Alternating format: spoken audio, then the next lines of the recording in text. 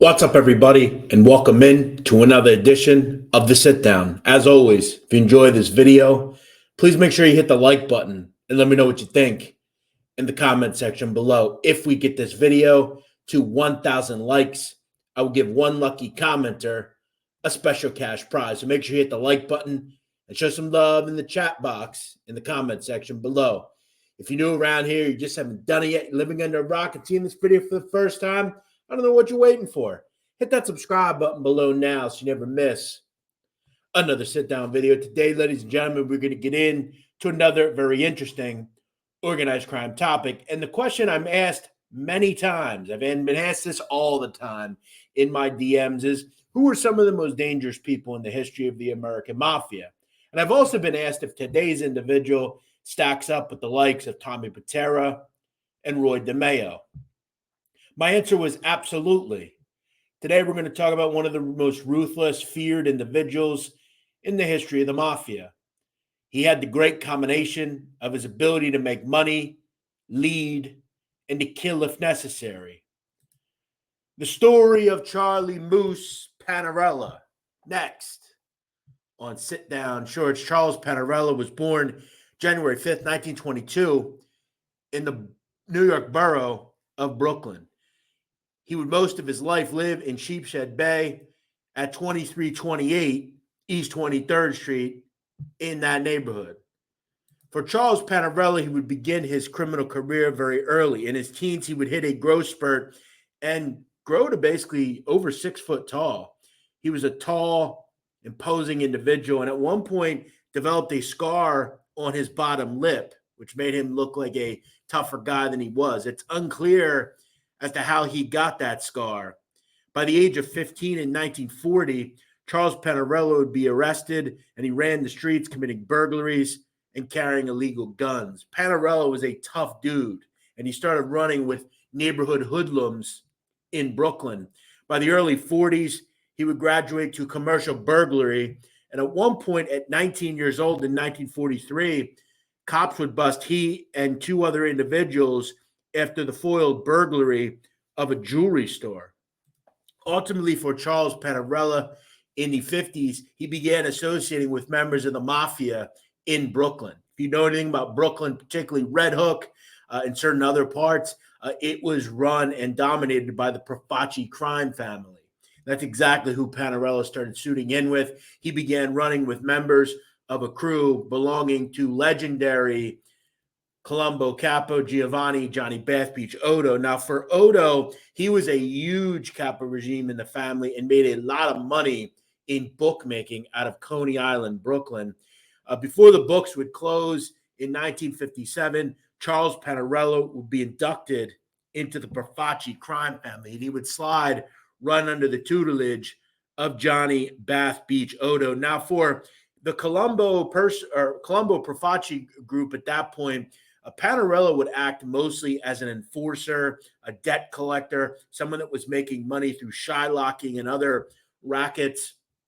Now, at this point, Panarella was an up-and-coming guy. He had been very close with other young emissaries like Carmine Persico and John Sonny Franzese, definitely 2 individuals that you definitely wanted to know as you made your move. Now, for Persico, as we know, he was becoming very much the snake moniker that he was known for after he went against his friends, the Gallows, and started siding with other members of the warring group. Look, the Colombo family, as we know throughout history, was always involved with a war. Now, for Panarella, he would always slot in and be close with his emissary, Carmine Persico. Panarella, by the 1970s, is a very high-up guy. He's a soldier that multiple people in the family that are at a higher echelon are trusting. He's making money. He's involved with enforcing, and he's involved with killing people.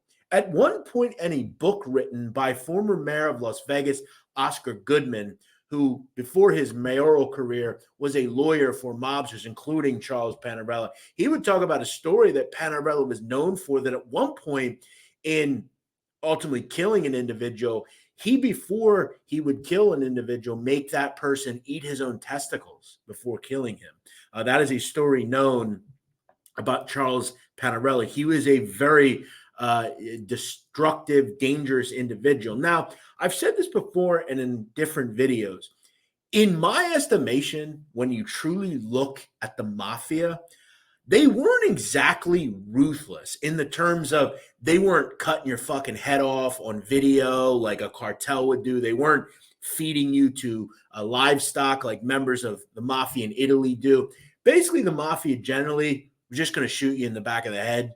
Now, again, that's ruthless in its own right, but very few were actually like cutting people up and things of that nature. Those are the truly ruthless people in the Mafia. Now, for Panarella, he would be put into that crew, making people eat their own testicles. That would definitely be a real wild way of making someone embarrassed before killing them. Now, in 1972, Panarella would be marked for death at one point by members of the Gallo faction, who by this point were definitely knocked down a peg after and around when Joey Gallo was killed in the early 70s. But they would authorize a hitman to kill certain members of the Persico faction, including little Alley Boy Persico, or Alley Boy Persico, not little Alley Boy Persico.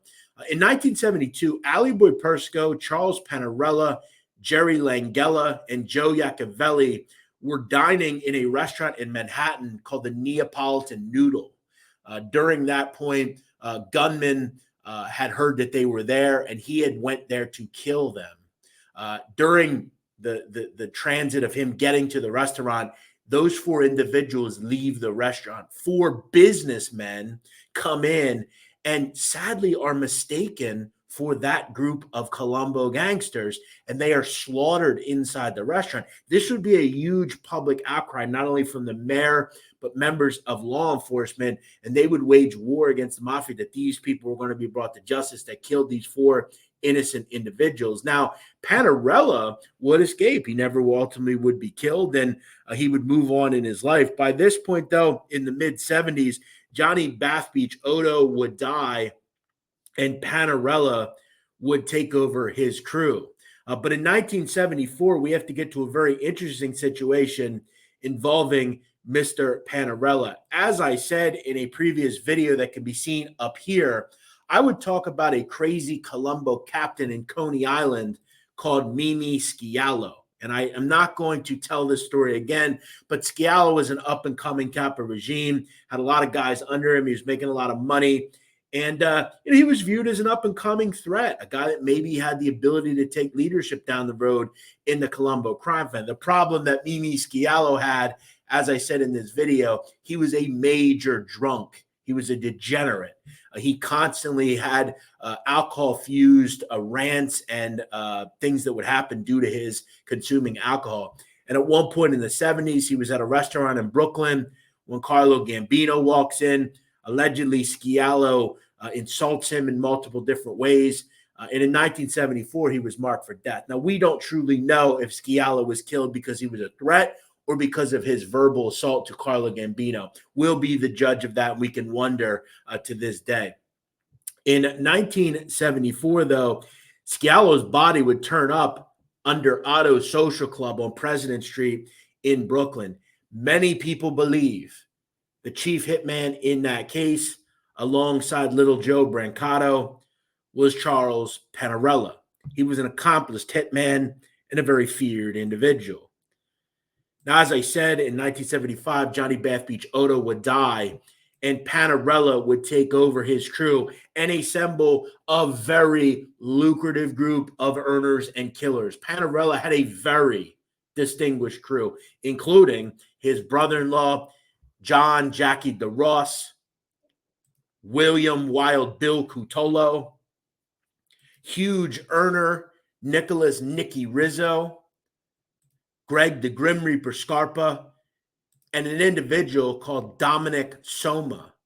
Now, I bring up Soma because he's a really interesting guy. He's a guy from Brooklyn that was actually in Mimi Schiallo's crew. Once Schiallo was taken out, Soma would come under the tutelage of Panarella, and many of the other members of the Schiallo crew would as well. Now, certain members of the Schiallo crew were not happy with the killing of Sciallo, and they were taken out in their own right. But Soma would slot right in under Panarella. It's important to understand Dom Soma was a big-time earner, made a lot of money through overseeing a burglary crew in the Colombo crime family, and also made tons of money through gambling, through card games, bookmaking, different gambling rackets.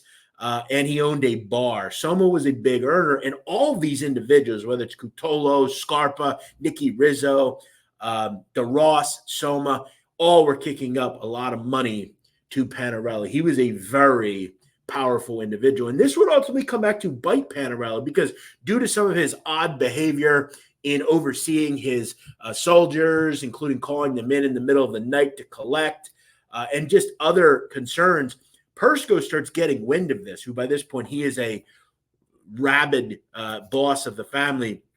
He starts to, I think, worry about Panarella. Not only does he know that Panarella is a ruthless psychopath, but he is very powerful, and he has a lot of people under him. We always knew Persico was always paranoid about people trying to take over. He wouldn't kill Panarella, though. After some complaints from certain members of Panarella's crew, Persico would banish Charles Panarella to Las Vegas. Now, for someone in the Mafia, this isn't exactly a bad thing. Las Vegas is a sprawling den of iniquity where a mobster can make tons of money. So while I think a little annoyed and probably pissed off at Persco due to the disloyalty that his friend Panarella had for him, Persco knew that this was probably good for Panarella. He was going to go out there, still maintain some interest, and make some money out in Las Vegas as well. And as the good Mafia member that Panarella was, the old school guy, he goes out to the City of Lights and begins his criminal career in that city. Now, Panarella would continue maintaining his interest not only in Brooklyn but in Las Vegas, and he would also add to his sprawling criminal groupings. Now, Panarella had for a long period of time been associated with the International Union of Operating Engineers, which he supposedly had some control over for over 20 years. And actually in the 90s, he would be given an award by that organization for his tireless work, according to them.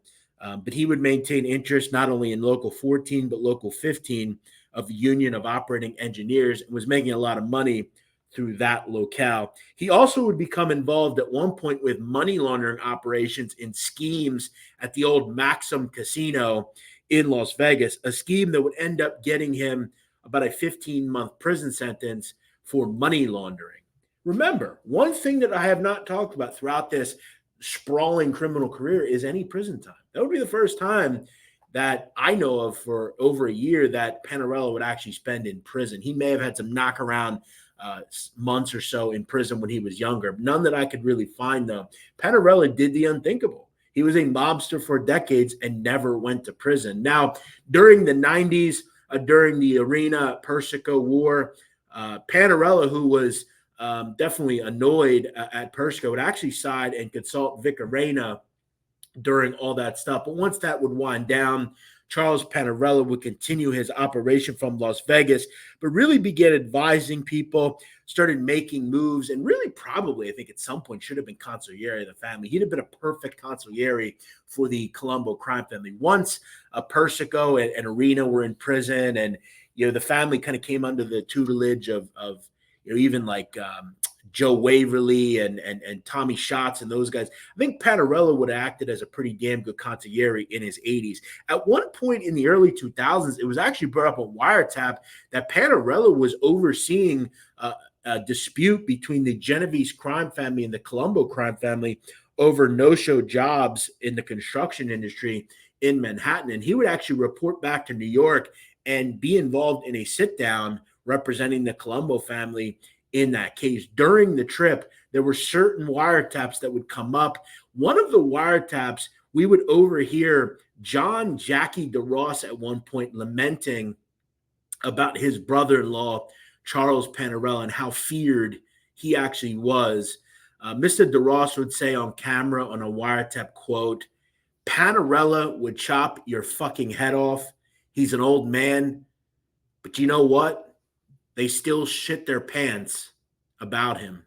That's the kind of feared person Panarella was. He commanded your respect. And when he walked into the room, you made sure you didn't say anything fucking stupid because he would cut your head off, as DeRoss would talk about. He was a very feared individual. For the most part of Panarella's later life, he would actually move back to the East Coast and reside in the Pocono mountain town in Pennsylvania of Kunkletown. Now, at this point, Panarella was reserved to a remote control, or not a remote control, a wheel-powered wheelchair and an oxygen tank. He had some health problems, but by the early 2000s, he would actually be busted on some racketeering charges, and he would evade prosecution for almost a decade. At one point, a federal judge, Sterling Johnson, began to be annoyed with Panarella at one point in court after he couldn't show up due to health problems. He would say to Panarella, quote, "One of the problems I have with you and your lawyer is that Panarella always seems to manage to travel somewhere," noting that while the gangster feels well enough to go to a wedding, doctors would assert that Charlie Moose is too sick to go to trial. Johnson would also say, quote, "There's something about that doesn't sit right with me." So Panarella was pulling the old Corrado Soprano thing where he was under house arrest, but he had all these funerals and weddings that were popping up, and he would always be present at those, but he was not proper enough to be the boss or underboss of the crime family. Panarella was a smart, cagey guy. He knew if he would do these sorts of things, he could kind of delay going to prison. He would never ultimately go to prison. In 2016, the case would ultimately be dismissed. But by this point, Mr. Panarella was in his 90s and he had many health problems. Charlie the Moose Panarella would die on July 18th, 2017, at the age of 94 years old. In a criminal career that dates back to the late 30s, into the 90s and 2000s, even into 2010s, Charlie Panarella wouldn't spend 2 years in prison. He would spend about 15 months in prison over his entire career. A career filled with murder, feeding a man his own testicles, kicking up tons and tons of money to the Colombo crime family, and ultimately living one of the most ruthless lives in the history of the Mafia. Panarella was a disturbing person. But in the end, if you watch an interview he would conduct at one point in his later life, he was actually a pretty interesting, kind of charming guy in whatever reason. I always found myself interested in what he said, similar to the way that I was always interested in what Frank Culotta would say. Even though Culotta was an informant, he still was very contrite and very interesting in what he would say. Panarella was no different. And in fact, Oscar Goodman at one point would also say the same thing. He would always treat him with respect. He was always nice to the secretaries and everybody. Even at one point during his career in court in his 80s, he would joke with reporters outside of court and stuff. Panarella was one of those chameleon type of people. When he needed to be a good man, he acted like a good man. But behind closed doors, as Jackie DeRoss said, he'll cut your fucking head off. As always, if you enjoy this video, please make sure you hit the like button. As I said, we get to 1,000 likes or more on this video, I'm going to give one lucky commenter in the comment section some money. So make sure you hit that like button. Tell your friends to hit that like button as well. Make sure you tell them about the sit down. We got a lot of big things coming up here on the channel. We'll see you next time. Make sure you subscribe. See you later.